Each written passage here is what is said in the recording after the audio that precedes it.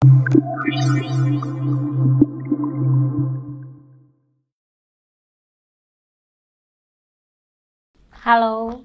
jumpa kita di program Silam. Tayangan yang membuka catatan sejarah tentang peristiwa penting di Sumatera Barat pada tanggal dan bulan ini di masa silam. Kali ini kita buka catatan sejarah tentang peristiwa di tanggal 6 September. Tahun berapa dan apa peristiwanya? Saksikan Silam selengkapnya.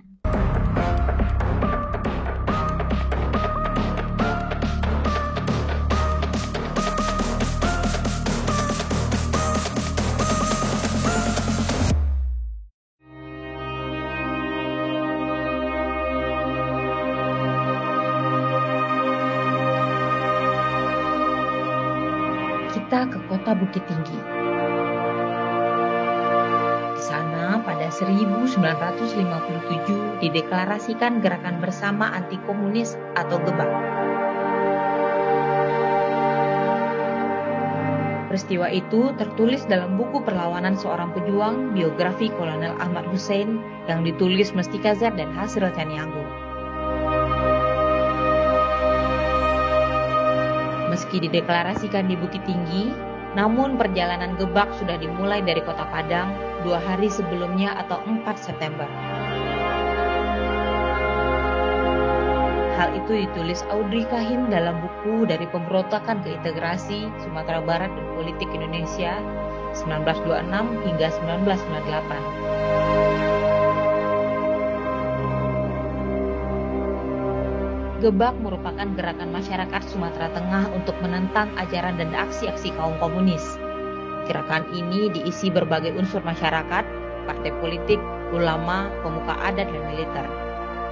Mereka kemudian memilih Kolonel Dahlan Jambe yang selama ini dikenal sebagai pejuang kemerdekaan dan anti komunis sebagai sekretaris jenderal.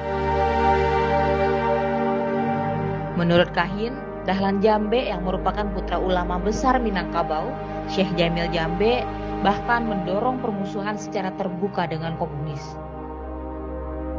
Sebelumnya, perseteruan dengan komunis di Sumatera Barat saat itu berapi dalam sekam.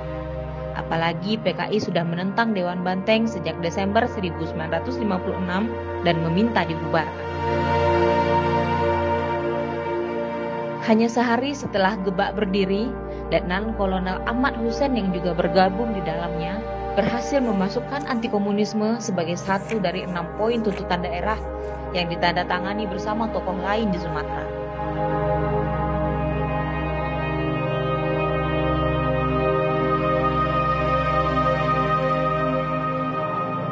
Dokumen itu dikenal dengan Piagam Persetujuan Palembang yang kemudian dibawa ke Musyawarah Nasional yang berlangsung di Gedung Proklamasi Jakarta 10-13 September 1957.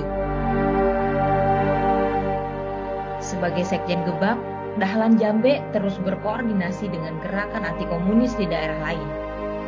Bahkan seperti yang ditulis Saudi Kahin dalam pidato di akhir Oktober 1957, Dahlan Jambe menuduh komunis sebagai salah satu faktor yang menghambat kerjasama Soekarno dan Muhammad Hatta, serta pihak yang menentang gerakan daerah.